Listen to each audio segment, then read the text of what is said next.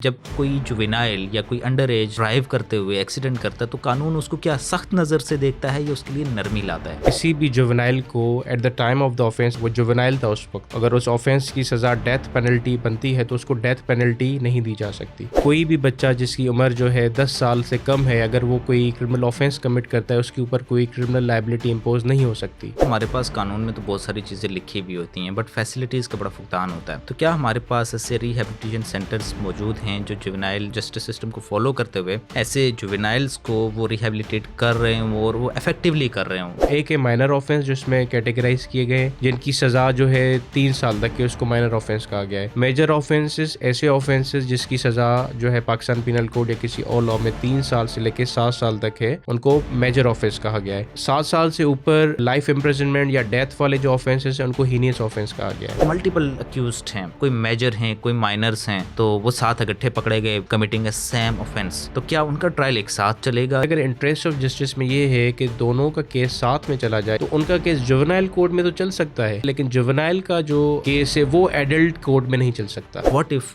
The juvenile is a female?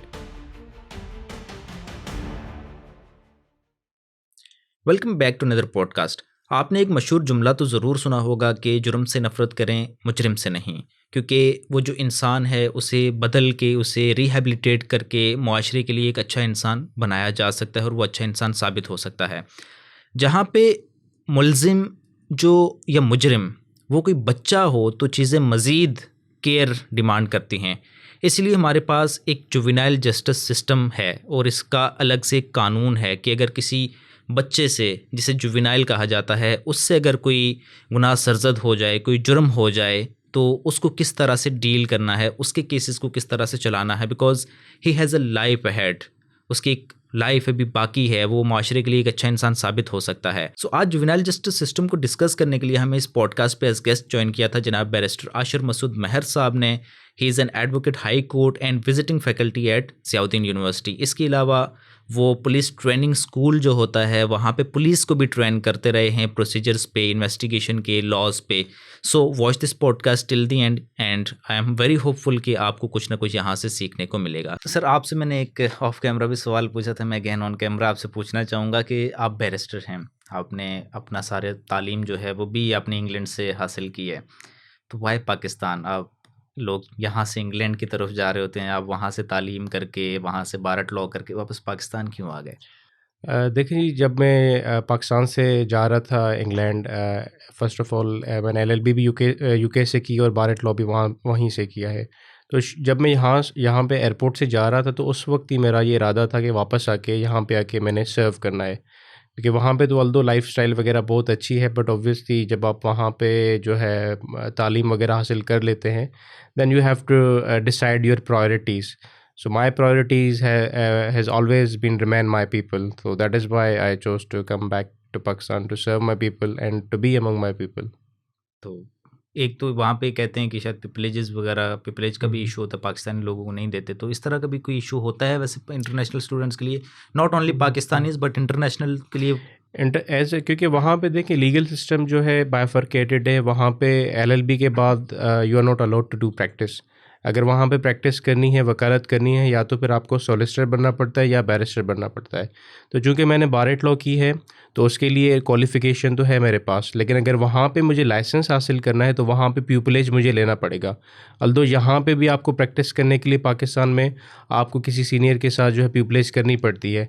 लेकिन जो आपकी बात है कि how difficult is it to get the pupillage, क्योंकि हम एज एन इंटरनेशनल जो है वहाँ पे स्टूडेंट्स होते हैं, तो वहाँ पे स्पॉन्सरशिप का मसला, अगर कोई आप किसी चैम्बर में आप प्यूपिलेज कोई दे रहा है तो it's a very difficult thing for them, क्योंकि वो प्रेफर करते हैं अपने वहाँ के जो नेटिव होते हैं। तो then the thing would remain कि अगर हमें सारी प्यूपिलेज दे देंगे तो वहाँ पे उनके जो लोग हैं वो कहाँ जाएंगे। So that is Y there priority has remain there native जो उनके हैं बैरिस्टर्स हैं। लेकिन अल्दो अगर कोई वहाँ पे बारट लॉ कर रहा है और बाद में अगर कोई एज ए प्रोफेशन स्विच करके एज ए सॉलिसिटर जो है प्रैक्टिस करना चाह रहा है तो वो कर सकता है, and that is comparatively very easy to get the training people contract of the solicitor. तो अक्सर अगर किसी ने वहाँ पे फॉर गुड वहाँ पे रहना होता है तो वो जो बैरिस्टर जो है प्यूपलेज हासिल नहीं कर पाते तो वो सोलिसिटर में कन्वर्ट करके वहाँ पे प्रैक्टिस अपनी स्टार्ट कर देते हैं। अच्छा सर, आज हमारा एक बड़ा अहम टॉपिक है जुवेनाइल जस्टिस सिस्टम का। एंड मैं अगर व्यूअर्स के लिए थोड़ा सा आपकी प्रोफाइल भी बता दूं तो you have been teaching in university, very known university of Pakistan. वहाँ पे भी आप लॉ की फैकल्टी में एज विजिटिंग फैकल्टी आप सर्व कर रहे हैं। उसके अलावा आप पुलिस ट्रेनिंग स्कूल में भी पढ़ाते रहे हैं। And today our topic is about juvenile justice system. A very recent incident connected to this topic कि इस्लामाबाद का एक एक्सीडेंट जो आजकल बड़ा मशहूर है कि एक लाहौर इस्लामाबाद हाई कोर्ट के एक जज साहब हैं, उनके बेटे ने 2 ख़वातीन को हिट किया एंड उनकी डेथ हो गई and he was under age. So आप इसको किस तरह से देखते हैं कि जब कोई जुवेनाइल या कोई अंडर एज ड्राइव करते हुए एक्सीडेंट करता है तो कानून उसको क्या सख्त नज़र से देखता है या उसके लिए नरमी लाता है? देखिए जी, अगर किसी भी सोसाइटी में अगर आपने लॉ एंड ऑर्डर मेंटेन करना है, पीस मेंटेन करना है, you have to protect the life and property of the people, you have criminal justice system in place. लेकिन जो क्रिमिनल जस्टिस सिस्टम होता है, it is meant for the adult persons जो जिनके ऊपर इल्ज़ाम होता है कि उन्होंने कोई क्राइम कमिट किया है। लेकिन जहाँ पे बात आएगी जुवेनाइल की, क्योंकि आपने जिससे वर्ड इस्तेमाल किया जुवेनाइल, तो सबसे पहले ये बताता चलूँ कि जुवेनाइल होता क्या है, क्योंकि अक्सर ये वर्ड सुनते हैं चाइल्ड, जुवेनाइल, माइनर, ये लफ्ज़ आप अक्सर जो है सुनते हैं या पढ़ते भी हैं। तो जुवेनाइल बेसिकली चाइल्ड की definition mean any person who is below the age of 18, जो 18 साल से कम उम्र का होगा उसको हम चाइल्ड कहेंगे अकॉर्डिंग टू द लॉ। अगर वही चाइल्ड जो 18 साल से कम उम्र का है, अगर उस पे कोई इल्ज़ाम आता है कि उसने कोई क्रिमिनल ऑफेंस कमिट किया है, now he falls under the category of juvenile, उसको हम जुवेनाइल कहेंगे। तो जो ये इंसिडेंट इस्लामाबाद में हुआ है, उसका जो बच्चा है यानी कि जुवेनाइल है जिसने वो एक्सीडेंट किया है, उसका केस एक्सक्लूसिवली अलग से जुवेनाइल कोर्ट में चलेगा। जो ऑर्डिनरी क्रिमिनल कोर्ट है वहाँ पे ये केस नहीं चल सकता। इसकी इन्वेस्टिगेशन का भी तरीक़ेकार डिफरेंट होगा और इसमें जो कोर्ट प्रोसीडिंग्स होंगी that would be again different than the ordinary criminal trial जो होता है, जो एडल्ट्स का होता है। और नेल्सन मंडेला ने जिसे कहा था कि there can be no keener revelation of society soul than the way in which they treat their children. तो क्योंकि बच्चा जो होता है, चाइल्ड जो होता है, वो वल्नरेबल होता है। उनसे अगर क्राइम कमिट हो भी जाता है वेदर इंटेंशनली और unintentionally, their mental well-being has to be kept in the mind or that has to be kept into the consideration. So that is why ये आइडिया था कि जो है ना बच्चों का अलग से जो है ना सिस्टम जो है जुडिशल जो है क्रिमिनल सिस्टम होना चाहिए। तो दैट इज़ वाई ये लॉ जो है जुवेनाइल जस्टिस सिस्टम का आया।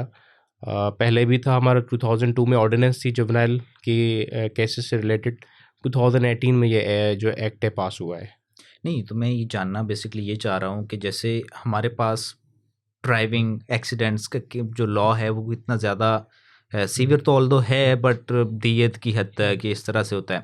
बट जब अगर कोई विदाउट लाइसेंस या अंडर एज ड्राइव कर रहा हो तो वो नेग्लिजेंस की पार्ट पे भी वो चीज़ चली जाती है। तो क्या being a juvenile accident cases are more severe punishment wise या उसमें कुछ नरमी है?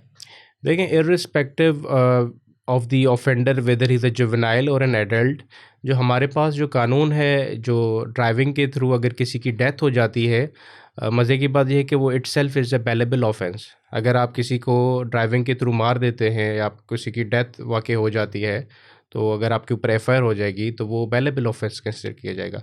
जैसे आपने बात की, अगर जो है उसके पास ड्राइविंग लाइसेंस नहीं है, सो देन वो कन्वर्ट हो जाता है 322 में कि उन्होंने एक इल्लीगल एक्ट किया था और उस इल्लीगल एक्ट के तहत उसकी जो है किसी और पर्सन की डेथ हो गई है, क्योंकि अल्दो उसका इंटेंशन नहीं था किसी को मारने का, but just because he did some illegal act. Illegal act क्या है? विदाउट ड्राइविंग लाइसेंस जो है आप गाड़ी चला रहे हैं। जैसे रिसेंटली आपको पता होगा यहाँ पे कराची में भी एक जो है परहैप्स कारसाज पे भी जो है एक लेडी ने, खातून ने जो है एक्सीडेंट किया था। तो बाइक पे लोग जा रहे थे तो उनको हिट किया था, दैन रिजल्टेंटली उनकी डेथ हो गई थी। So the point is, law जो हमारे पास है, इर्रिस्पेक्टिव कोई ऑफेंडर जो है जुवेनाइल है या जो एडल्ट है, वो इतना जो है कह दें कि इतना स्ट्रिक्ट नहीं है।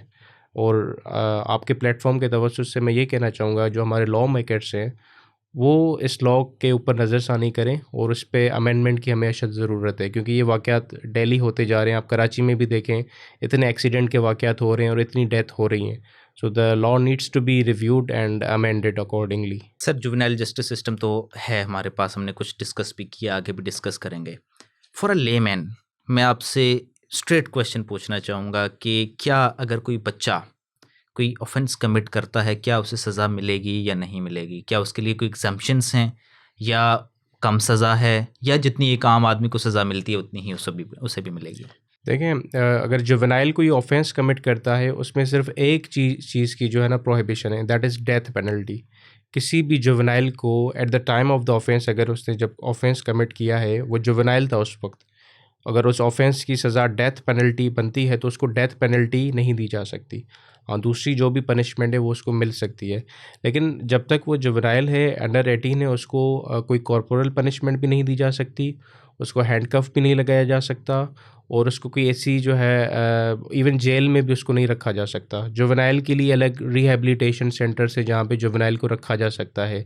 सो जब तक वो 18 प्लस हो जाएंगे तो फिर then they could be transfer to the prison, central prison, वहाँ पे जेल में जो है करेक्शन फैसिलिटीज़, वहाँ पे उनको ट्रांसफ़र किया जा सकता है।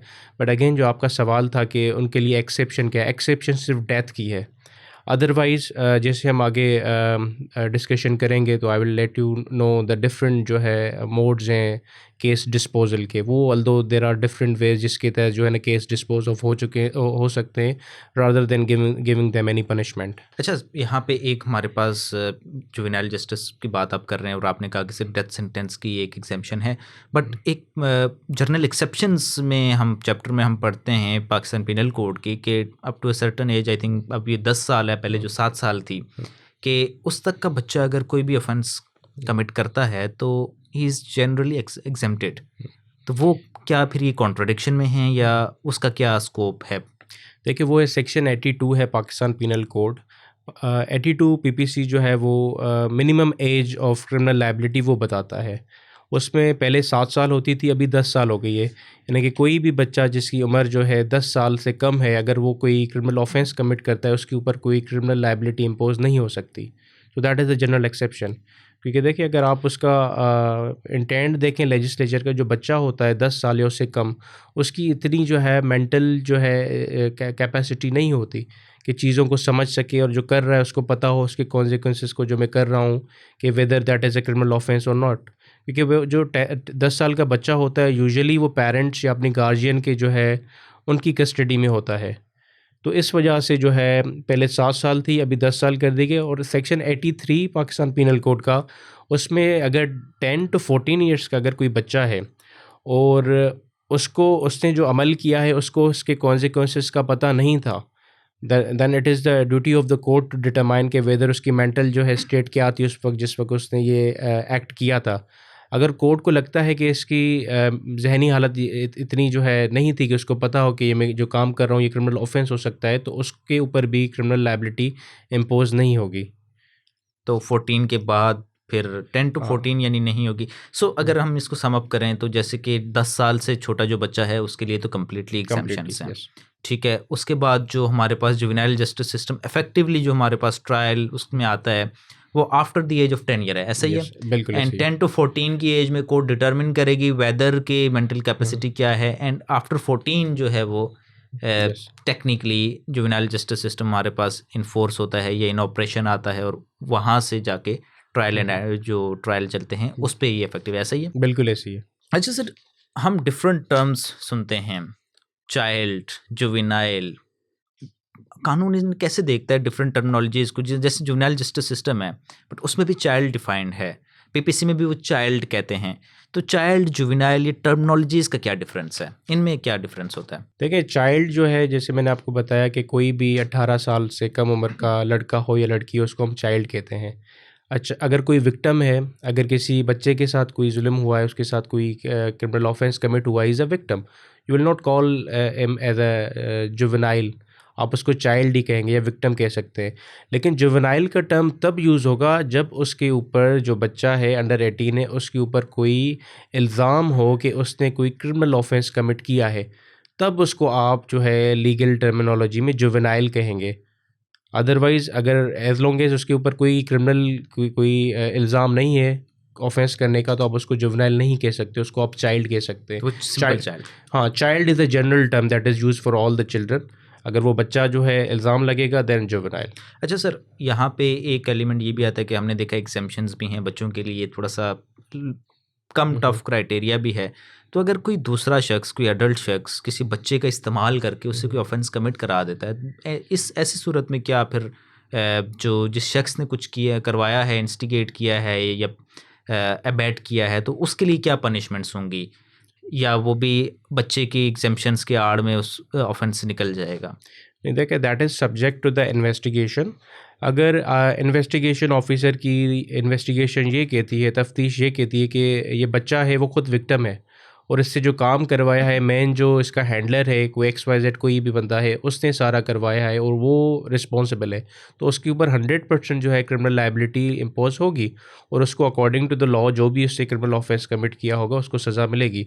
तो ऐसे नहीं हो सकता कि अगर जहाँ पे जुवेनाइल है उसकी एक्सेप्शन है या थोड़ी बहुत नरमी है लॉ में, तो उसके साथ अगर कोई एडल्ट भी जो है किसी जुर्म में मुलविस है तो उसको कोई रियायत दी जाएगी। It's not like that. उसको सिमिलर जो ऑर्डिनरीली जो क्रिमिनल ट्रायल चलता है, जो ऑफेंसेस उसके ऊपर जो है चार्जशीट जो उसके ऊपर बनी हुई होगी, तो उसके मुताबिक ही कानून उसको डील करेगा। अच्छा, हमारे पास जैसे जुवेनाइल जस्टिस सिस्टम में हमारे पास स्पेशल कोर्ट्स होती हैं।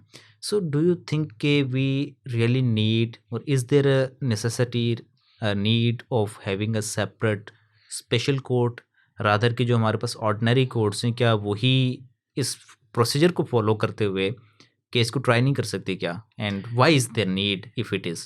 देखिए, सबसे पहले तो लॉ में ये है कि जुवेनाइल का केस ऑर्डिनरी कोर्ट में नहीं चल सकता, उसके लिए अलग जुवेनाइल कोर्ट में ही चलेगा। और इसका जो wisdom behind separate juvenile court is considering the vulnerability, the mental capacity, the mental wellbeing of the juvenile.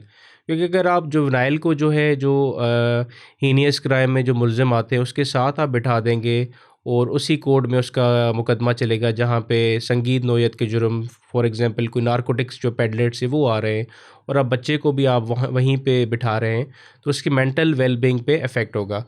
और जो जुवेनाइल जस्टिस सिस्टम है उसकी जो नेचर है इस लॉ की, दैट इज़ नॉट प्यूनिटिव, वो है रिहैबिलिटेटिव। क्योंकि अगर कोई बच्चा है उससे अगर कोई गलती की है तो उसको करेक्ट करके उसकी रिहैबिलिटेशन करके उसको वापस सोसाइटी में भेजा जाए, ना कि बिल्कुल उसको सोसाइटी से निकाल के आप किसी कमरे में उसको बंद कर दें।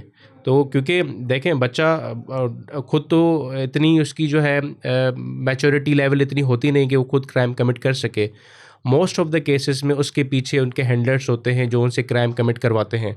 जैसे I have also served as a special prosecutor of anti narcotics force, तो वहाँ पे काफ़ी सारे केसेस ऐसे आते थे जिसमें अक्यूज़ जो होते थे या तो खातून होती थी, लेडीज़, या बच्चे भी हुआ करते थे। तो जब आईओ हमारा जो इन्वेस्टिगेशन करता था, डिग आउट करता था, तो वो उसकी जो है कड़ी जो मिलती थी उसके मैन हैंडलर्स होते थे वो उनसे करवाते थे। तो वो उनसे कंपेल्ड, क्योंकि देखिए अगर पुलिस ऑफिसर है या कोई भी कहीं पे खड़ा है, कोई चेक पोस्ट पे खड़ा है या कोई अपनी जो है रूटीन में पेट्रोलिंग कर रहा है, अगर उसके सामने एक बच्चा आएगा वो उसके ऊपर इतना शक नहीं करेगा कंपैरेटिवली अगर कोई एडल्ट आके कोई फॉर एग्जांपल नारकोटिक्स की कोई जो है चीज़ जो है सेल कर रहा है, कोई स्मगलिंग कर रहा है। तो क्योंकि बच्चे जो है वो कम जो है लाइमलाइट में होते हैं, कम उन पे अटेंशन होता है, तो that is why the child are being used as a tool for the commission of the offense. So that is why even I believe our law enforcement agencies, the police, FIA, ANF, they needs to look into this thing in a bigger spectrum में देखना चाहिए, ना कि सिर्फ अगर आपने किसी एक बंदे को पकड़ लिया, बच्चे को पकड़ लिया, आप उसी के पीछे लग जाएं कि उसको हमने सज़ा दिलवानी है। No, it's not like that. तो जैसे मैंने कहा कि रिहैबिलिटेटिव जो है इसका जो नेचर है, इन टर्म्स आपने दो टर्म्स यूज़ की, एक प्यूनिटिव एंड एक रिहैबिलिटेटिव। मैं ऑडियंस के लिए इसकी थोड़ी सी एलिब्रेशन चाहूँगा फॉर अ लेमैन कि ये इसको किस तरह से समझ सकते हैं, इसका मतलब क्या होता है? देखिए मतलब ये प्यूनिटिव मतलब ये कि उसको लाजमी नहीं कि आपने सज़ा देनी है, जेल में उसको भेज देना है कि सिर्फ जो है ना जेल में 5 साल 7 साल जेल में पड़ा रहे। रिहैबिलिटेशन का मतलब ये है कि अगर कोई हमारी सोसाइटी में, हमारे इस कमरे में, रूम में अगर कोई ऐसा बंदा है जो गलत जो है एक्टिविटीज़ में इंडल्ज हो गया है और आप चाहते हैं कि उसकी जो है ना क्या कहते हैं इस्लाह कि की इस्लाह जाए, करके उसको जो है ना आप दोबारा अपने पास जो है माशरे ना में एक। माशरे में आप उसको मर्ज कर दें। तो रिहैबिलिटेशन का यही पर्पस होता है, आप बच्चे को जो है समझाते हैं कि भाई आपने जो एक एक्ट किया है ये इलीगल है, नहीं करना चाहिए, इसके कॉन्सिक्वेंसेस होते हैं, आप अपनी तालीम पे ध्यान दें। और इवन जो रिहैबिलिटेशन सेंटर्स है वहाँ पे भी उनको एजुकेशनल जो एक्टिविटीज़ है वो भी करवाई जाती है, वोकेशनल एक्टिविटीज़ है वो भी करवाई जाती हैं, ताकि या फिर उनको कोई ऐसा हुनर भी सिखाया जाता है ताकि अगर वो रिहैबिलिटेशन सेंटर्स में वहाँ पे कुछ अरसा रह रहे हैं तो वापस आके कुछ ना कुछ जो है प्रोडक्टिव जो है कर सकें। तो सर हमारे पास कानून में तो बहुत सारी चीज़ें लिखी भी होती हैं, बट फैसिलिटीज़ का बड़ा फुकदान होता है। तो क्या हमारे पास ऐसे रिहैबिलिटेशन सेंटर्स मौजूद हैं जो जुवेनाइल जस्टिस सिस्टम को फॉलो करते हुए ऐसे जुवेनाइल्स को वो रिहैबिलिटेट कर रहे हों और वो इफ़ेक्टिवली कर रहे हों? एक तो है कि आपने 4 दीवारें बना दी जनाब, ये रिहैबिलिटेशन सेंटर है, वो चीज़ तो एग्ज़िस्ट कर सकती है, but do we have a good quality of rehabilitation centres? I believe कि ट्रू स्पिरिट में जो हमारे रिहैबिलिटेशन सेंटर्स है वो इतना फंक्शनिंग नहीं कर रहे।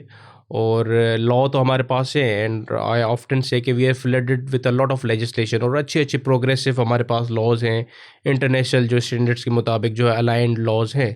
लेकिन जब बात आती है इम्प्लीमेंटेशन की, वहाँ पे हम काफ़ी लेक कर रहे होते हैं। तो एज आई सेड कि इतने कोई जो है ट्रू स्पिरिट में कोई ये चीज़ फॉलो नहीं की जा रही। अच्छा, जैसे अभी आपने यहाँ पे ज़िक्र किया कि जो हैंडलर्स होते हैं वो बच्चों को इस्तेमाल करते हैं।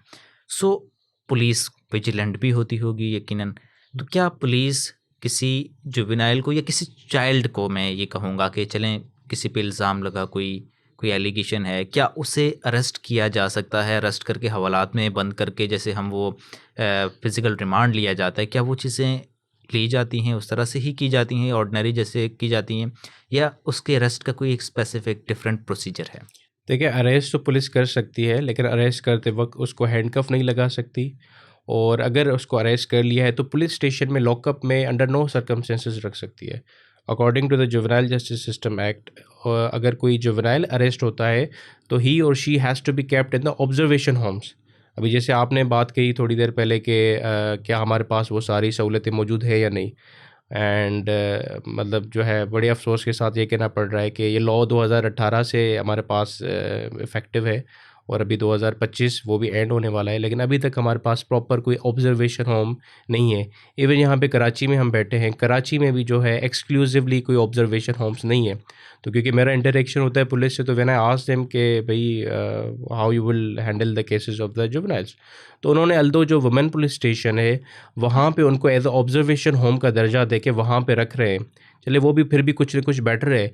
But if you go to the other part of Sindh except Karachi, तो वहाँ पे कोई आपको ऑब्जर्वेशन होम नहीं मिलेगा, वहाँ पे वुमेन पुलिस स्टेशंस भी नहीं है, और बच्चों को जो है लॉकअप में रखते हैं। That is a complete violation of the law. Recently हमारे कुछ वकला सक्कर गए थे कन्वेंशन में, और वहाँ पे किसी पुलिस स्टेशन में गए थे सक्कर के, तो वहाँ पे when they went over there तो दे नोटिस्ड चाइल्ड, वो जुवेनाइल एक जो इसकी हार्डली 13-14 साल उम्र होगी, वो अपने फादर के साथ जो है जेल में लॉकअप में पड़ा हुआ था। तो काफ़ी सारे एग्जांपल्स आपको मिलेंगे कि जहाँ पे पुलिस अरेस्ट करके उनको लॉकअप में रख देती है, but that is a complete violation of the law. So हुकूमत को चाहिए कि जब आप लॉ बनाते हैं उसकी इम्प्लीमेंटेशन के लिए भी they need to take certain steps. क्योंकि अगेन द पॉइंट इज़ कि भाई लॉकअप में क्यों नहीं रखा जा सकता, और उनके लिए अलग से क्यों जो है स्पेशल ट्रीटमेंट दी गई है। एज आई सेड कि जुवेनाइल को आप जो है बच्चों को आप जो है बड़ों के साथ जो हीनियस ऑफेंस में इन्वॉल्व है वहाँ पे आप नहीं रख सकते। और एक जो उनका मेंटली जो एक ट्रॉमाटाइज एक उनके साथ जो है एक सिचुएशन हो जाती है कि भाई एक आप किसी रात जो है लॉकअप में आप किसी हीनियस जो है ऑफेंडर के साथ जो है जिसने कोई एक हीनियस क्राइम कमिट किया उसके साथ आप रात जो है एक ही जो है लॉकअप में गुजार के आते हैं, तो एक स्टिग्मा भी लग जाता है कि भाई आप एक जो है ना काइंड ऑफ के आपके जो फ्रेंड्स होते हैं, सर्कल होते हैं, बच्चे वही आपको कहने लगते हैं कि भाई यू आर ए क्रिमिनल। तो जेल उस काट के आए हो। हाँ, जेल काट के आए exactly. So that is Y ये टर्म जो है ऑब्जर्वेशन होम या ऐसी चीज़ें इस वजह से रखी लॉ ने रखी हैं, लेजिस्लेचर ने डेलिबरेटली ये किया है ताकि बच्चों को जो है इस स्टिग्मा से भी, इस जो है बुरे स्टिग्मा से भी बचाया जा सके, ताकि फिर वो वापस सोसाइटी में आए तो उनको कोई बुलिंग ना करे, कोई उनको परेशान ना करे। You know it's very much common in our society, bullying कितनी होती है। और यहाँ पे हमारी फ़िज़िकल हेल्थ का तो ख्याल किया जाता है, बट अनफॉर्चुनेटली यहाँ पे हमारी सोसाइटी में मेंटल हेल्थ को इतनी प्रेफरेंस नहीं दी जाती और ना ही इतना कंसीडर किया जाता है। अच्छा, अब अरेस्ट कर लिया, मिसाल के तौर पर कोई नाका था, 12-13 साल या 15-16 साल का कोई बच्चा था जिस पे कोई सस्पेशन हुआ, एलिगेशन था या कुछ कुछ उससे रिकवर हुआ, अरेस्ट कर लिया उसे। Now what's the procedure? हमने हथकड़ी नहीं लगाई उसे, ठीक है, हमने उसे व्हाटएवर वीमेन पुलिस स्टेशन में डाल दिया या जो आपने एक वर्ड यूज़ किया था, I think observation home. Observation homes, वहाँ पे रख दिया। बस यहाँ तक ये प्रोसेस ख़त्म हो गया। आगे क्या वही सिमिलर प्रोसीडिंग्स चलेंगी या आगे भी कुछ डिफरेंट प्रोसीडिंग्स हैं? क्योंकि हमारे पास मज़ीद चीज़ें भी आती हैं कि अब जुवेनाइल है, बड़े बड़े लोग हैं, तो उसके तो घर वालों तो कोई इत्ला नहीं की जाती। क्या जुवेनाइल के साथ भी ऐसा ही किया जाएगा कि घर वालों को यही मालूम हो कि भाई बच्चा किडनैप हो गया, गुम हो गया, या देयर इज़ सर्टन प्रोसीजर कि पुलिस ने वो फॉलो करना है एंड मैजिस्ट्रेट के सामने किस तरह से पेश करना है? देखिए, सबसे पहले तो जैसे ही जुवेनाइल अरेस्ट होगा, as soon as possible the police officer और the incharge of the police station, he has to inform the guardian और the parents of the juvenile, और उनको ये भी बताएगा कि किस तारीख को, किस टाइम और किस कोर्ट में इनको पेश किया जाएगा जुवेनाइल को। नॉट ओनली दैट, उसके साथ साथ जो है प्रोबेशन ऑफिसर को भी कॉल करके बताएगा कि भाई एक जुवेनाइल जो है वो हमने अरेस्ट किया है और आप आके जो है फर्दर जो अपनी कार्रवाई करें, क्योंकि इस जुवेनाइल के केसेस में प्रोबेशन ऑफिसर का भी रोल होता है, क्योंकि जो 173 इन्वेस्टिगेशन की जो आईओ रिपोर्ट चालान जो कोर्ट में जमा करवाता है, उसके साथ प्रोबेशन ऑफिसर भी अपनी रिपोर्ट जो है उसके साथ अटैच करता है कोर्ट में। That is a mandatory requirement. और इसके साथ साथ लीगल असिस्टेंस जो है जुवेनाइल को फ्री ऑफ कॉस्ट स्टेट के एक्सपेंस पे लाजमी जो है according to the law section 3 जो है उसको मिलेगी। तो वो भी जो है एज सून एज पॉसिबल जो है first appearance of the court, अगर वो जुवेनाइल जो है अफोर्ड नहीं कर पाता या उसके पेरेंट्स अफोर्ड नहीं कर पाते, तो उनको स्टेट के एक्सपेंस पे जो है एक वकील भी मुहैया किया जाएगा, जिसकी प्रैक्टिस मिनिमम 7 साल होनी चाहिए। जी सर, ये मैंने आपके जो आपने क्या कहते हैं प्रोबेशन ऑफिसर एंड एक और टर्म हमारे पास कानून में यूज़ की गई है, वेलफेयर, सोशल वेलफेयर ऑफिसर, इनका मैंने सवाल रखा भी हुआ था इन्वेस्टिगेशन के लिए, क्योंकि हम अब अरेस्ट हो गया, नेक्स्ट बेल या इन्वेस्टिगेशन ही होती है। So let's discuss investigation first. किस तरह से इन्वेस्टिगेशन की जाएगी और ये जो प्रोबेशन ऑफिसर हैं और सोशल वेलफेयर ऑफिसर हैं, ये कौन होते हैं? ये इसका क्या मतलब है? ये कौन सा ऑफिसर है? ये क्या पुलिस में से होगा या कोई अलग होते हैं? नहीं, ये अलग से होता है। गवर्नमेंट के ऑफिसर्स होते हैं, सोशल वेलफेयर डिपार्टमेंट है, सोशल वेलफेयर ऑफिसर वो उनका होता है, या प्रोबेशन ऑफिसर भी गवर्नमेंट का ही ऑफिसर होता है। उनका भी रोल यही होता है कि उसमें जो है जुवेनाइल के अपार्ट फ्रॉम द इन्वेस्टिगेशन जो आईओ फैक्ट फाइंडिंग कर रहा है कि ऑफेंस ने कमिट किया या नहीं, तो दूसरी जो चीज़ें हैं जैसे उसका एजुकेशनल बैकग्राउंड है, सोशल बैकग्राउंड है, और वेदर जो है उसने कोई मीडिएशन जो है कंप्लेनेंट के साथ जो है वो कोशिश करेगा कि ताकि इनका मसला कोई हल हो सके, या इसके अलावा पेरेंट्स जो है उनके मिल गए हैं नहीं मिल गए, या क्या जो है डिफरेंट स्टेप्स जो है लिए गए पुलिस ने, तो ये सारी चीज़ें अपनी रिपोर्ट में लिखेगा।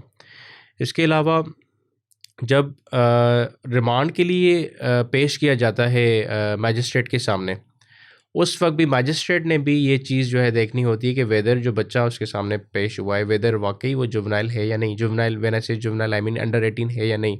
सो magistrate has to be record अपने जो है ना रीजंस जो है रिकॉर्ड करने होते हैं राइटिंग में, कि फर्दर जो है रिमांड के लिए अगर पुलिस ऑफिसर उनके पास आते भी हैं और वो अपनी सारी फॉर्मेलिटीज़ पूरी करते हैं, तो this is again one of the procedure कि आप नेक्स्ट डे पे मजिस्ट्रेट के सामने पेश करेंगे, एंड मजिस्ट्रेट वुड अगेन सी कि उसके पास अगर बर्थ सर्टिफिकेट है या एजुकेशनल डॉक्यूमेंट है जिसकी बेसिस पे ये क्लियर है कि वो अंडर 18 है, तो इट्स फाइन। अगर जुवेनाइल खुद क्लेम करता है कि भाई मैं अंडर 18 हूँ, अगर उसके पास कोई डॉक्यूमेंट नहीं है, तो देन मेडिकल जो examination that is the last resort. Sir determination पे तो हम आएंगे, मैं चाह रहा हूँ कि थोड़ा सा हम सीक्वेंस में चलें।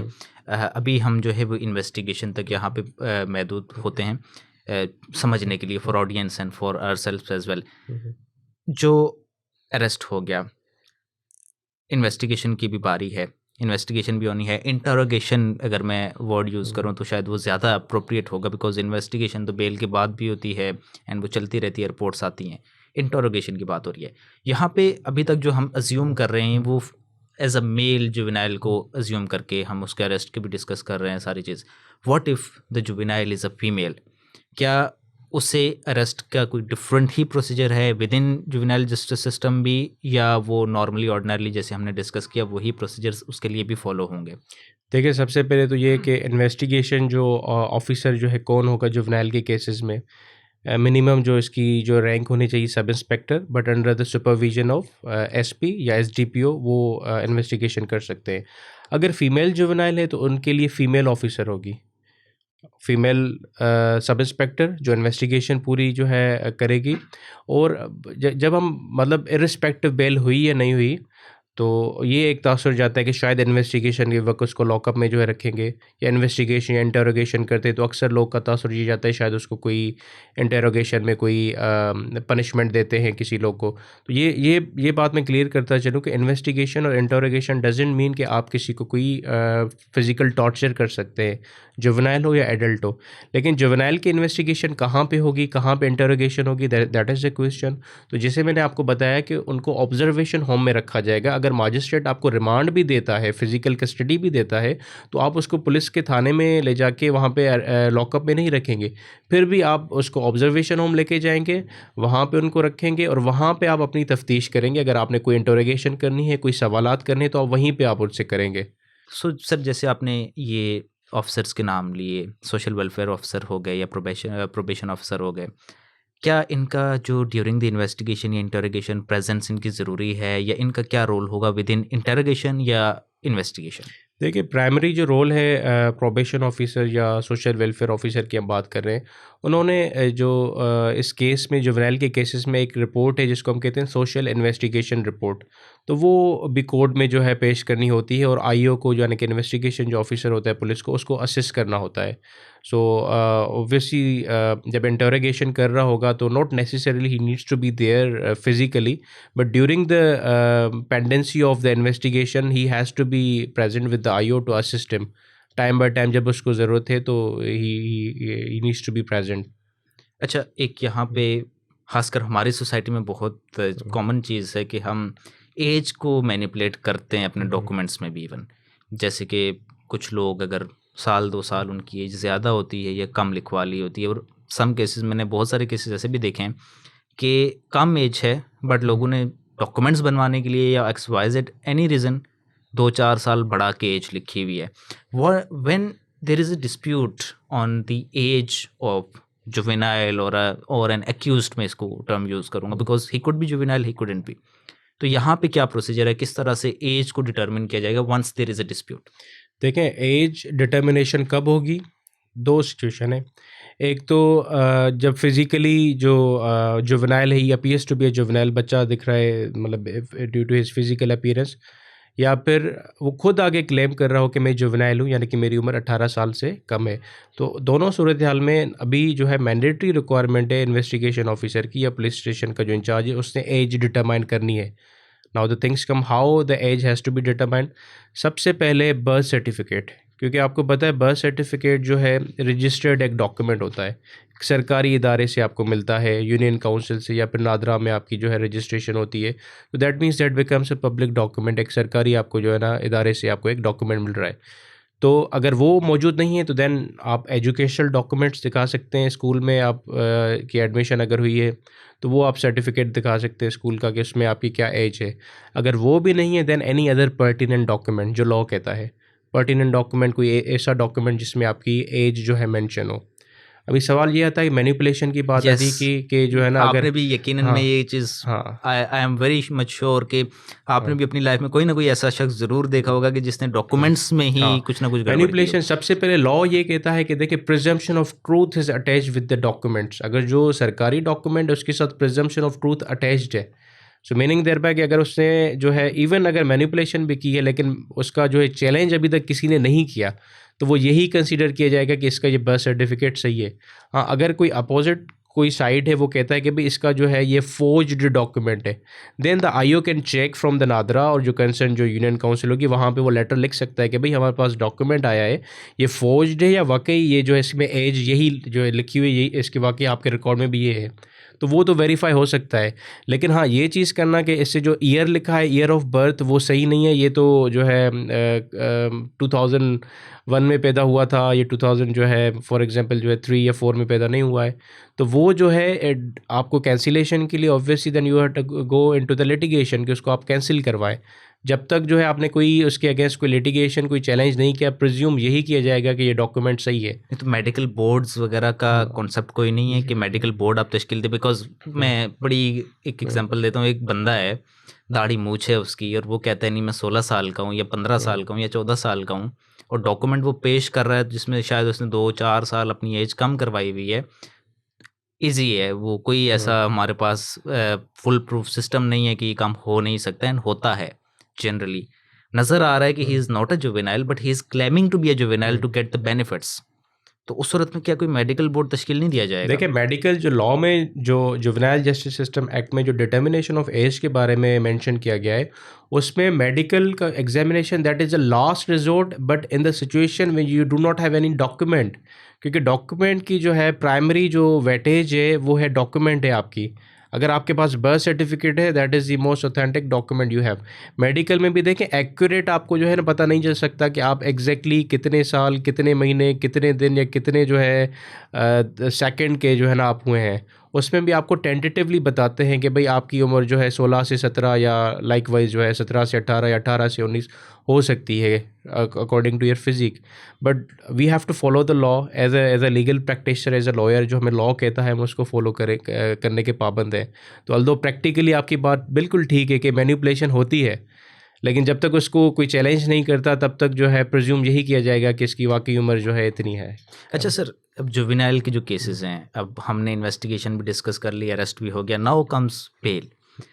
कोई भी केस होता है जब इन सारी चीज़ें, सारे स्टेजेस के बाद पहला जो ट्रायल में आप कह लें या कोर्ट के सामने जो पहला हमारे पास रिमांड के बाद चीज़ होती है वो होती है bell.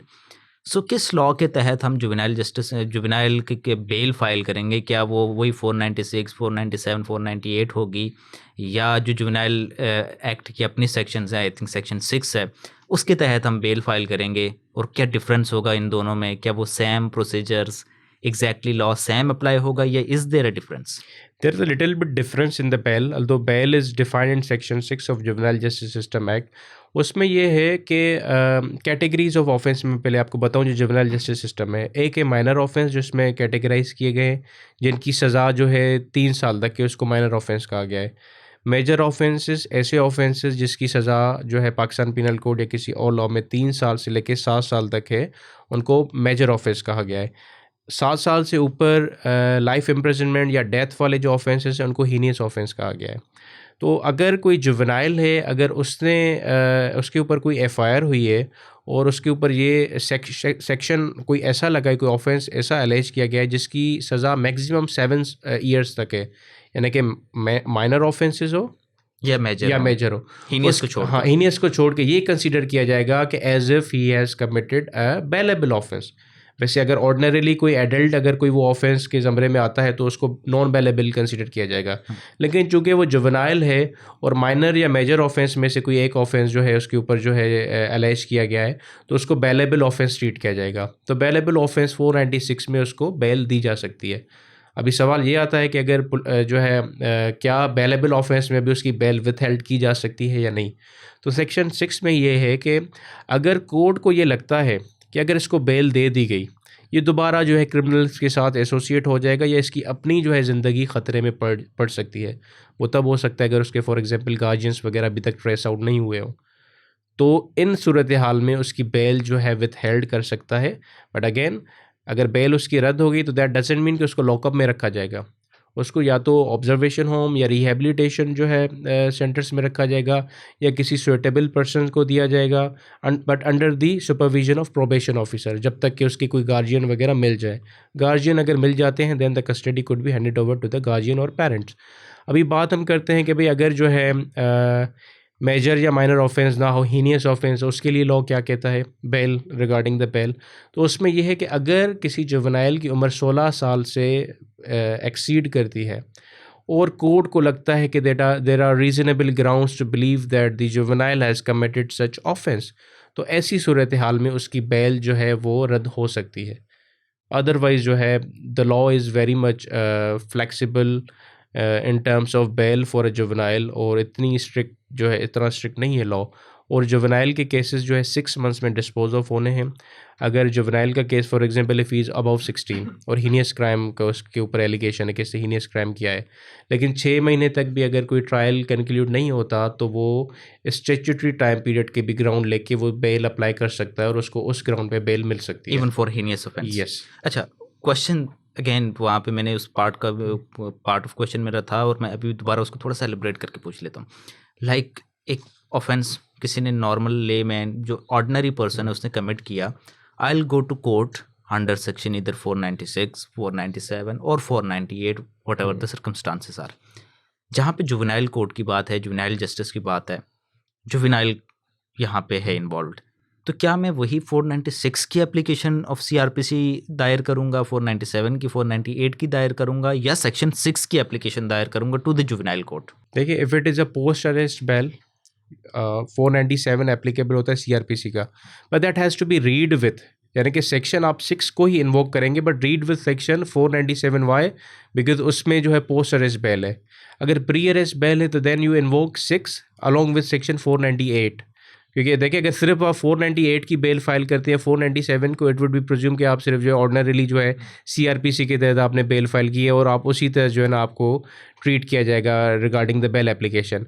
But if when you have invoke section 6 of the juvenile justice system act read with 497, तो वो जो 6 में जो उसकी जो कैटेगरीज लिखी हुई हैं, जैसे मैंने आपको बताया कि मेजर ऑफेंस जो है इवन वो भी बेलेबल ऑफेंस कंसिडर किया जाता है, तो उस तहत आपको बेल ईजीली मिल सकती है। अच्छा, ये बेल मैं अप्लाई कहाँ पे करूँगा? डिफरेंट कोर्ट्स हैं। लाइक पहले दिन तो यकीनन वो मैजिस्ट्रेट, ऑर्डिनरी मैजिस्ट्रेट के पास ही जाएगा, उसके बाद डिटरमिन होकर जुवेनाइल कोर्ट में जाता है या कहीं पे भी जाता है, ऐसा ही है? नहीं, इसमें हर डिस्ट्रिक्ट में जुवेनाइल कोर्ट होना लाजमी है। अगर आईओ डिटरमाइन करता है कि जुवेनाइल है, he has to be produce before the juvenile court, उसका रिमांड, फर्स्ट रिमांड भी जुवेनाइल कोर्ट ही और देगा। जो बेल भी देगा, अगर if it is magistrate trial है तो मैजिस्ट्रेट देगा, अगर सेशंस ट्रायल है तो सेशंस जज। बट जो जुवेनाइल कोर्ट है जो पावर एक्सरसाइज कर रहे होते हैं उसमें भी मैजिस्ट्रेट बैठे होते हैं, या उनकी जो क्वालिफिकेशन होती है डिस्ट्रिक्ट एंड सेशन जज या एडिशनल डिस्ट्रिक्ट एंड सेशन जज होती है उनकी क्वालिफिकेशन, तो वो ही एम्पावर्ड हैं जुवेनाइल के केसेस चलाने में।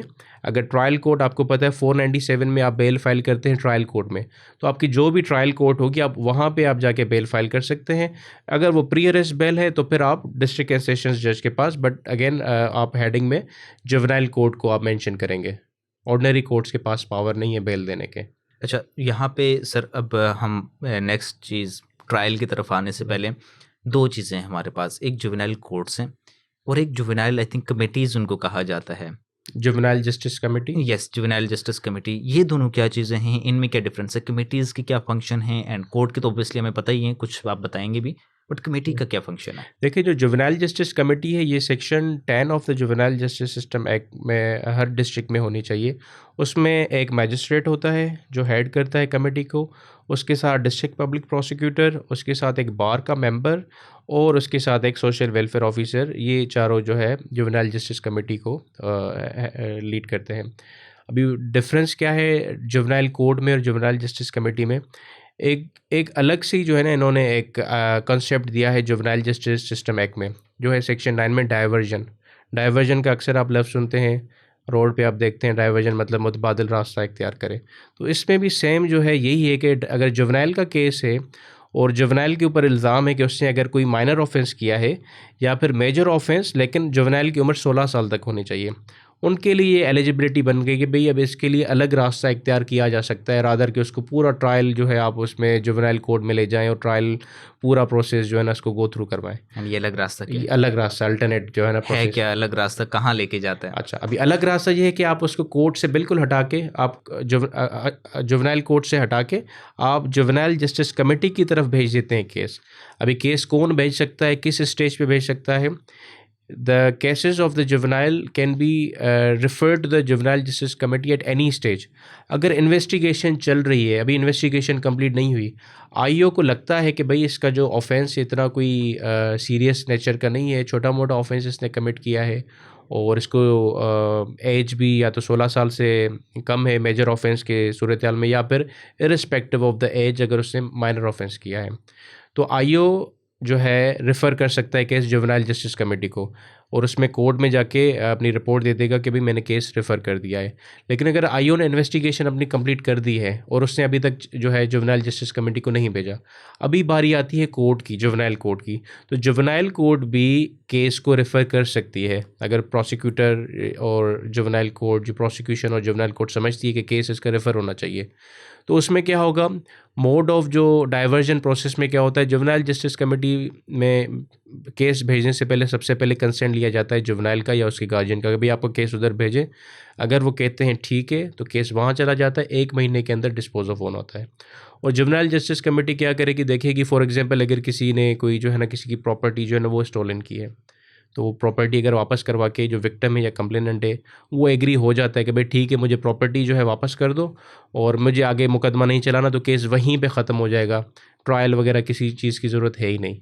अगर वो कहता है कि भाई नहीं इससे मेरी डैमेज किया है, वो उसकी भी मुझे जो है ना रिपेयर करवा के दे, कोई मूवेबल प्रॉपर्टी या गाड़ी है या कुछ भी है, अगर वो यानी कि एग्री हो जाता है कंप्लेनेंट या जो विक्टिम है, तो केस वहीं पे ख़त्म। अगर कुछ ऐसे भी लोग होते कहते नहीं भाई मुझे जो है ना ये प्रॉपर्टी वापस करो और इसके अलावा मुझे माफ़ी भी चाहिए, तो रिटन हो या ओरल हो, वो भी उससे जो है ना जुवेनाइल जस्टिस कमेटी उसको ऑर्डर दे सकती है। अगर उससे भी वो खुश नहीं है तो जुवेनाइल जस्टिस कमेटी जो है इसको कम्युनिटी सर्विस पे भी भेज सकती है या फिर for certain time rehabilitation centre में भी उसको रख सकती है। तो इससे क्या होगा कि अगेन जैसे मैंने आपको स्टार्टिंग में बताया कि जो एक स्टिग्मा लगता है कि आप पूरे कोर्ट से जो है ना आप गुज़र के आए हैं, ट्रायल प्रोसेस से गुज़र के आए हैं और आप जो है उसी कोर्ट में जहाँ पे दूसरे लोग भी आ रहे हैं, क्योंकि जुवेनाइल कोर्ट खैर बिल्डिंग तो सेम ही होती है ना, अल्टीमेटली उनको वहीं पे आना पड़ता है। तो उससे बचने के लिए इन्होंने अलग से एक जो है ना शॉर्टकट तरीका निकाल दिया, अल्टरनेट जो है ना तरीका। सो ये मेरे ख्याल से अगर जो छोटे मोटे केसेस होते हैं, मेजर ऑफेंसेस तक अगर पुलिस ऑफिसर जो इन्वेस्टिगेशन कर रहे होते हैं, इन्वेस्टिगेशन के दौरान ही अगर केसेस उधर ट्रांसफ़र कर दे तो उनका बर्डन भी कम हो सकता है और उसको इफेक्टिवली जो जुवेनाइल जस्टिस सिस्टम एक्ट है, जो उसकी ट्रू स्पिरिट है, उसको भी एक्सरसाइज किया जा सकता है। तो इसमें criminal records and all that वो कुछ भी नहीं आएगा? नहीं आएगा, बिल्कुल, क्योंकि वो कन्विक्शन तो नहीं कहलाई जाएगी ना, क्योंकि केस बिल्कुल आपका ऐसे समझिए कि ट्रायल से हट गया। अच्छा, एक सीआरओ का कॉन्सेप्ट है। जब भी हम किसी को देखते हैं कि वो अरेस्ट होता है तो सबसे पहला काम उससे सीआरओ लिया जाता है, उसके थंबप्रिंट्स लिए जाते हैं, फोटोज़ लिए जाते हैं। तो क्या वो जुवेनाइल के केसेस में भी ऐसा ही प्रोसेस है कि वो आप जाके उसका सीआरओ कराएंगे, पुलिस कराएगी, या डिफरेंट है? उसमें एज सच स्पेसिफिकली मेंशन नहीं किया गया है। जहाँ पे अगर कोई स्पेसिफिक प्रोविज़न नहीं होती तो फिर जनरल लॉ की प्रोविज़न जो है फॉलो की जाती है, जैसे सीआरपीसी एप्लीकेबल है। तो आईओ जो है उसका सीआरओ करवा सकता है, बट अगेन अगर उसका केस जो है डाइवर्जन में ख़त्म हो जाता है तो वो वहाँ से रिमूव हो जाएगा।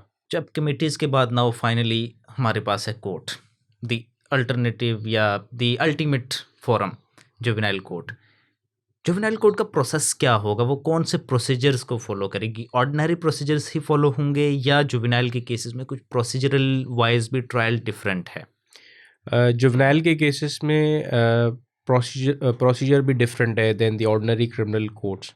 इसमें यह है कि अगर जुवेनाइल का केस चलता है तो जुवेनाइल और उसके पेरेंट्स के अलावा कोर्ट में और कोई बंदा एक्सेप्ट जज, उसका स्टाफ, प्रोसिक्यूटर या कंप्लेनेंट, विक्टिम या कोई रेलेवेंट पर्सन है केस से, उनके अलावा कोई और बंदा कोर्ट में मौजूद नहीं हो सकता, नंबर 1।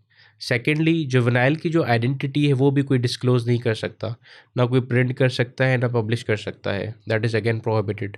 अगर कोई करता है जुवेनाइल की आइडेंटिटी रिवील करता है तो उसके लिए 3 साल की सज़ा है। और इवन अगर जो जुवेनाइल कोर्ट की जो प्रोसीडिंग्स है वो भी कोर्ट की परमिशन के बगैर आप जो है प्रिंट या पब्लिश नहीं कर सकते। सो ये एक डिफरेंट जो है ना प्रोसीजर है जुवेनाइल कोर्ट्स में। तो ये फॉलो किया जाता है? क्या किसी को सज़ा होती भी है? देखें अनफॉर्चुनेटली, क्योंकि यहाँ पे हमारे पास जो जुवेनाइल कोर्ट्स हैं, जहाँ तक मेरी प्रैक्टिस है, जो मैंने डिफरेंट डिस्ट्रिक्ट में देखा है, तो एक्सक्लूसिवली अलग से जुवेनाइल कोर्ट्स यहाँ पे हमारे पास नहीं बनी हुई। यानी कि जो सेम मजिस्ट्रेट है उसके पास जो दूसरे केसेस जो एडल्ट्स के जो है ऑफेंसेस सुन रहा होता है, उसी को पावर दी जाती है एज अ जुवेनाइल कोर्ट की। तो उसी कोड में जो है दूसरे जो है ऑफेंडर्स आते हैं, क्रिमिनल्स आते हैं, उसी में जुवेनाइल आता है। तो जो ट्रू स्पिरिट है इस लॉ की वो फॉलो नहीं की जाती, दैट इज़ वेरी अनफॉर्चुनेट।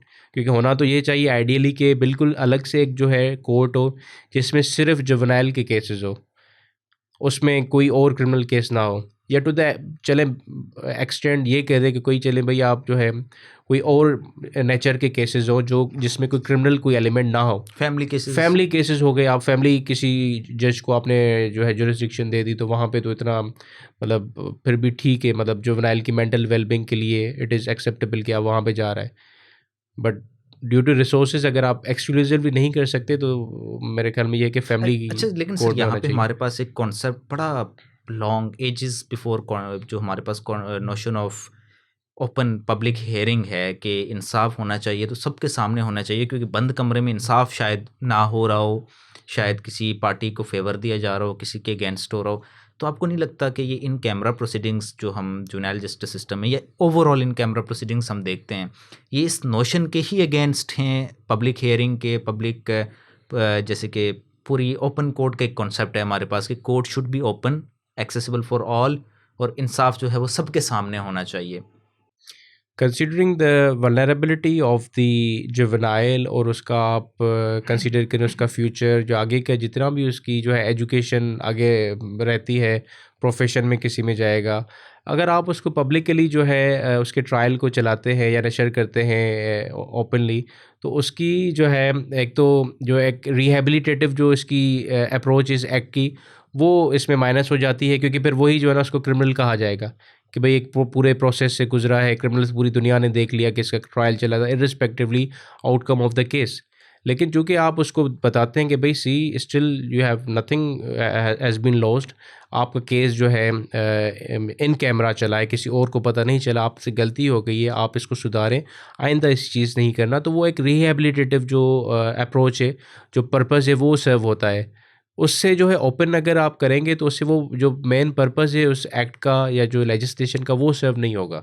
अच्छा सर, गवाही चलती है जब, जैसे नॉर्मली हम देखते हैं एविडेंस चलते हुए, तो अक्यूज्ड भी वहाँ पे मौजूद होता है, तो उसके सामने गवाहियाँ हो रही होती हैं, वो क्रॉस एग्जामिन किया जा रहा होता है, अक्यूज्ड की स्टेटमेंट होती है। तो जुवेनाइल के केस में ये जो एविडेंस का स्टेज है ये कैसे चलेगा? क्या वहाँ पे जुवेनाइल का होना लाजमी है या उसे डिस्पेंस किया जाता है? किस तरह से पूरा प्रोसीड होता है? अगर कोर्ट समझती है कि जुवेनाइल की जो अटेंडेंस है वो नेसेसरी नहीं है, तो उसकी अटेंडेंस जो है डिस्पेंस कर सकती है कोर्ट, दैट इज़ एक्सेप्शन। तो बाकी पूरा प्रोसेस वो सेम ही होगा जैसे स्टेटमेंट ऑफ अक्यूज्ड हाँ, होती ये है। सेम प्रोसीजर जो है वही फॉलो किया जाएगा जो सीआरपीसी में है। सबसे पहले प्रोसिक्यूशन का एविडेंस लीड होगा, examination in chief, cross and statement of the accused, same procedure है। बट जो बात आती है उसकी अपीयरेंस की, उसकी अटेंडेंस की, वो डिस्पेंस की जा सकती है। अच्छा, इन केसेस जैसे देखें कोई 2-3 लोग हैं मिलके कोई ऑफेंस कमिट कर रहे हैं, डकैती कर रहे हैं, या जैसे आपने एक एग्जांपल दी थी कि नारकोटिक्स की, because you have served as special prosecutor of anti narcotic force, तो वहाँ पे केसेस हैं, वहाँ पे मल्टीपल अक्यूज्ड हैं कोई मेजर हैं, कोई माइनर्स हैं, तो वो साथ इकट्ठे पकड़े गए कमिटिंग ए सेम ऑफेंस, तो क्या उनका ट्रायल एक साथ चलेगा या कैसे उनका ट्रायल कैसे सेग्रीगेट किया जाएगा? देखिए, सबसे पहले ये चीज़ जो है ना हमें समझ लेनी चाहिए कि जुवेनाइल जहाँ पे भी इन्वॉल्व हो किसी केस में, अगर उसके साथ बेशक 2 या 3 एडल्ट्स भी हो, जुवेनाइल का केस किसी भी सूरत हाल में किसी ऑर्डिनरी क्रिमिनल कोर्ट में नहीं चल सकता। उसका केस 100% जो है जुवेनाइल कोर्ट में ही चलेगा। अभी बात आती है कि जो दूसरे इसके साथ जो एक एफआईआर में नॉमिनेटेड अक्यूज है वो कहाँ जाएंगे। ये 2 सिचुएशन है, या तो उनका केस बायफरकेट करके जुवेनाइल का ट्रायल अलग चलेगा और उनका एडल्ट्स का अलग अपनी कोर्ट में चलेगा। लेकिन अगर इंटरेस्ट ऑफ जस्टिस में ये है कि दोनों का केस साथ में चला जाए, या जितने भी अक्यूज है सबका केस एक ही कोर्ट में चला जाए, तो उनका केस जुवेनाइल कोर्ट में तो चल सकता है, यानी कि एडल्ट्स का भी केस जुवेनाइल कोर्ट में चल सकता है, लेकिन जुवेनाइल का जो केस है वो एडल्ट कोर्ट में नहीं चल सकता। Now sir, next thing, trial सारा चल गया, बेल्स का भी मामला हमारा सॉर्ट आउट हो गया है। Now conviction, what if the court found के जो जुवेनाइल है वो गिल्टी है, अब उसे कन्विक्ट कर दिया गया है, ऑब्वियसली वी नो कि कैपिटल पनिशमेंट उसे नहीं हो सकती, क्या क्या पनिशमेंट्स हो सकती हैं? क्या जो ऑर्डिनरी पनिशमेंट्स हैं हमारे पास वही पनिशमेंट होती हैं या इसमें भी कुछ रिलैक्सेशंस मौजूद हैं? एंड उसे रखा कहाँ पे जाएगा, सेंट्रल प्रिजन या इसके लिए भी एक डिफरेंट प्रिजन भी मौजूद है हमारे पास? देखिए, जो हमने बात की थी, डाइवर्जन की बात की थी, जुवेनाइल जस्टिस कमेटी की बात की थी, उसमें जो मोड्स हमने डिस्कस किए थे, अगर वहाँ डाइवर्जन पे केस नहीं जाता और ट्रायल पे चला ट्रायल में ही गया। चलता है, तो ट्रायल कोर्ट के पास भी यानी कि जुवेनाइल कोर्ट के पास भी सर्टेन पावर्स है कि उसको यानी कि प्यूनिटिव यानी कि कोई इम्प्रिजनमेंट देने के अलावा भी और कोई सज़ा भी दे सकती है। फॉर एग्जांपल अगर उसको juvenile court is of the opinion कि इसका ऑफेंस इतना बड़ा नहीं है, तो जो कंप्लेनेंट होगा अगर वो उसको माफ़ कर देता है तो जुवेनाइल कोर्ट उसको छोड़ सकती है। और इसके लिए for the purpose of the juvenile जो केसेस में कंपाउंडेबल ऑफेंस ही कंसीडर किए जाएंगे, कोई भी ऑफेंस इवन हीनियस ऑफेंस भी है that would be considered as a compoundable offence. So अगर लेकिन एक सूरत हाल में कोर्ट जो है बेशक अगर कंप्लेनेंट भी माफ़ कर देता है तो कोर्ट नहीं छोड़ती, वो अगर कोई ऐसा उन्होंने जुर्म किया है कि वो कोई नेशनल इंटरेस्ट के अगेंस्ट हो तो उसमें कोर्ट उनको नहीं छोड़ सकती। प्राइवेट पर्सन है उसके कहने पे छोड़ सकती है, या अगर कोई स्टेट ने केस दाखिल किया है तो जो कंसर्न प्रोसिक्यूटर होगा उनकी जो है कंसेंट के साथ उनको छोड़ सकती है यानी कि रिलीज़ कर सकती है, या फिर कम्युनिटी सर्विस के लिए भी उनको भेज सकती है। और इसके अलावा सेक्शन 14 में प्रोबेशन रिपोर्ट होती है जो प्रोबेशन ऑफिसर कोर्ट को बना के देता है, तो उसमें सारी चीज़ें उसकी मेंशन की जाती हैं कि उसका एजुकेशनल बैकग्राउंड, सोशल बैकग्राउंड, इसका वेदर जो है इसने अपना कमिट ऑफेंस जो है वो जो है कमिट जो किया है उसने मीडिएशन का प्रोसेस गो थ्रू किया है कंप्लेंट के साथ या नहीं, या इससे हमने एडमिट किया है या नहीं किया है, या डाइवर्जन पे गए या नहीं, ये सारी चीज़ें कंसीडर करके और क्या जो है पॉसिबल बेस्ट आउटकम हो सकता है, तो उसको उसके लिए जो है प्रोबेशन ऑफिसर है वो रिपोर्ट जुवेनाइल कोर्ट को दे सकता है। तो उस रिपोर्ट को मद्देनज़र रखते हुए ट्रायल कोर्ट जो है लाजमी नहीं उसको इम्प्रिजनमेंट दे दे, तो और ये रिपोर्ट जो है किसी स्टेज पे भी जुवेनाइल कोर्ट प्रोबेशन ऑफिसर से मंगवा सकती है। तो एज आई सेड कि एक तो ये है कि इसमें डेथ जो है पेनल्टी बिल्कुल नहीं हो सकती, इसके अलावा अगर उस पे केस साबित भी हो जाता है फिर भी अगर कोर्ट समझती है द इंटरेस्ट और वेलफेयर ऑफ द जुवेनाइल ये है subject to the consent of the complainant या विक्टिम, तो उसको छोड़ भी सकती है नहीं, जैसे कि कोई डिफरेंट मर्डर कंडीशन के केस है, साथ। किसी का मर्डर हो गया, जुवेनाइल ने कर दिया एंड साबित भी हो जाती है, एंड इस सूरत में तो आई होप कि वो कम्युनिटी पनिशमेंट तो कम से कम नहीं होगी, ऑल्दो शायद डेथ सेंटेंस ना भी हो, but there must be some kind of imprisonment.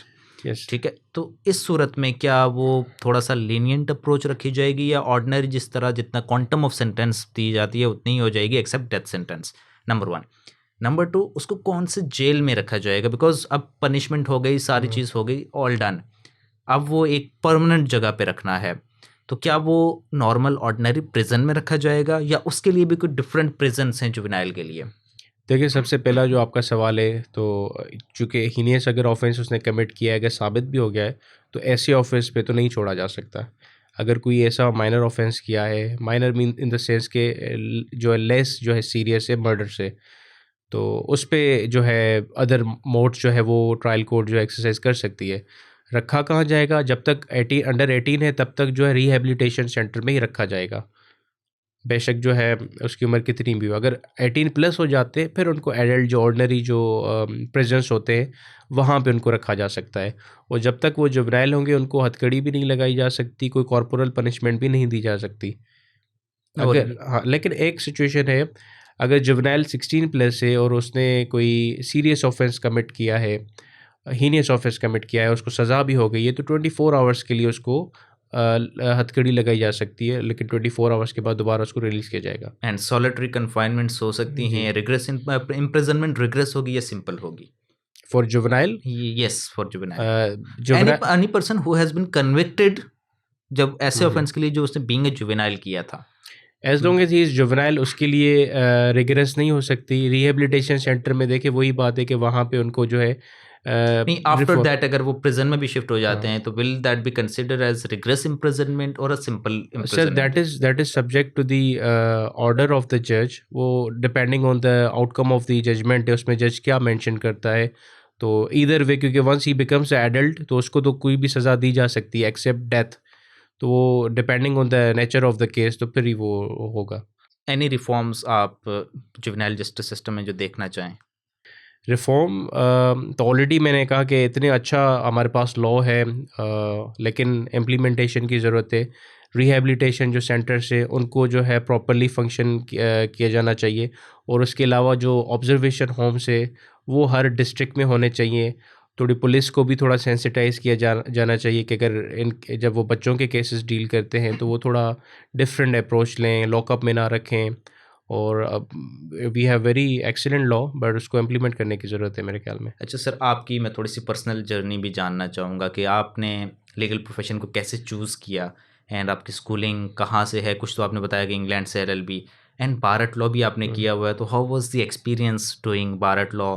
एक बड़ा लोगों को हम्म। होता है कि यार भारत लॉ करना चाहिए, so is it worth it experience, या एक जस्ट इसका नाम ज़्यादा है एंड एक्सपीरियंस शायद वो नहीं है? Again it depends on person to person, but मैं आपका एक्सपीरियंस जानना चाहूँगा। देखिए, सबसे पहले I would like to tell that I belong from Sukkur, और मेरी एजुकेशन जो है, I did my intermediate from cadet college Larkana, और there after I went to England. I did my LLB honours from BPP university London, और soon after the completion of my LLB I did माई बार, और bar करके then I came back to Pakistan. I been practising in Karachi.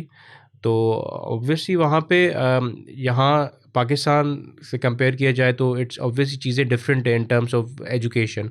और बार में जो mainly जो मैंने सीखा है, वही सारी चीज़ें सीखी हैं जो मैं प्रैक्टिस में काम आ रही हैं। फॉर एग्जांपल LLB में तो हम सिर्फ प्लेन लॉ पढ़ते हैं, इंटरप्रेट कैसे करते हैं, जूरिस्प्रूडेंस पढ़ते हैं, लेकिन अभी उसको रियल लाइफ में, प्रैक्टिकल लाइफ में कैसे इम्प्लीमेंट करना है, और आपकी कौन सी स्किल्स जो है होनी चाहिए, स्किल्स कैसे आपकी पॉलिश होनी चाहिए, वो हमने सारा बार में सीखा है। तो आपकी एडवोकेसी हो, क्रॉस एग्जामिनेशन स्किल्स हो, ड्राफ्टिंग हो, रिसर्च हो, प्रोफेशनल एथिक्स हो, these are all things that I learn during my bar exam. तो it is definitely worth it, क्योंकि मुझे यहाँ पे प्रैक्टिस में काम आ रही है, तो that is why I would say कि it is worth it. And अगर किसी को अपॉर्चुनिटी मिले तो ही और she should definitely avail it. So, last question for today. Will you suggest our viewers to subscribe our channel? Of course, sir. Of course, I will highly recommend the viewers to subscribe the channel. Thank you so much, thank you so much for your time. आप यहाँ पे आए, तशरीफ़ लाए। And viewer से भी ये request है कि अगर आपको पॉडकास्ट अच्छा लगा है, इन्फॉर्मेटिव लगा है, तो अपने रिश्तेदारों, दोस्तों, कोलीग्स के साथ भी शेयर करें, एंड चैनल को सब्सक्राइब करें, वीडियो को भी लाइक कमेंट कर दें, थोड़ी सी रीच बढ़ जाएगी उससे। And thank you once again for your time viewers, and मिलते हैं अगली पॉडकास्ट में, तब तक के लिए अल्लाह हाफिज़।